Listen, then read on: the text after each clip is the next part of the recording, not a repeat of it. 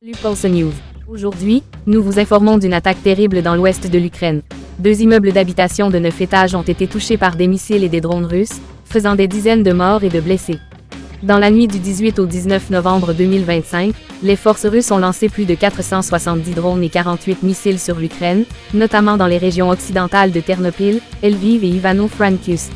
À Ternopil, 2 immeubles d'habitation de 9 étages ont été touchés, dont un a été détruit du 3e ou 9e étage. Le bilan confirmé s'élève à au moins 25 morts, dont 3 enfants, et entre 70 et 90 blessés.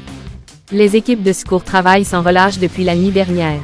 Plus de 230 personnes, en provenance de 9 régions d'Ukraine, recherchent des victimes encore ensevelies sous les décombres. Outre les cibles résidentielles, l'attaque a également visé les infrastructures énergétiques et de transport, provoquant des pannes de courant généralisées.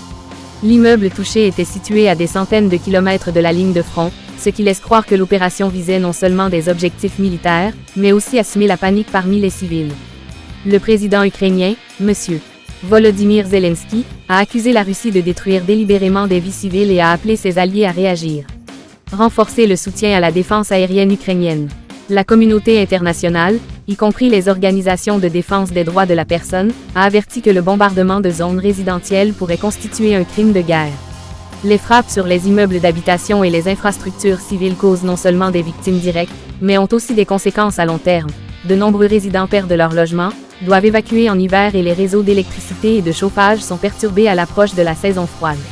Cette action a ébranlé la confiance dans la zone turque de l'ouest de l'Ukraine, qui était auparavant moins touchée que les lignes de front. Entre-temps, l'Ukraine continue de demander à ses partenaires de fournir davantage de missiles antiaériens et de systèmes radars pour pallier le manque de renforts laissé par l'offensive russe croissante. Horrible est le mot que plusieurs utilisent pour décrire la scène à Ternopil. Murs qui s'effondrent, fumée épaisse, gens qui sautent de leur maison pour échapper aux victimes. Nous ne connaissons pas le bilan final exact, car de nombreuses personnes sont toujours portées disparues et les recherches se poursuivent. Si la situation en Ukraine vous intéresse, n'oubliez pas d'aimer, de vous abonner à Pulse News et d'activer les notifications pour être informé des prochaines vidéos. Guerre, actions humanitaires et enjeux internationaux. Partagez cette vidéo pour répandre l'information.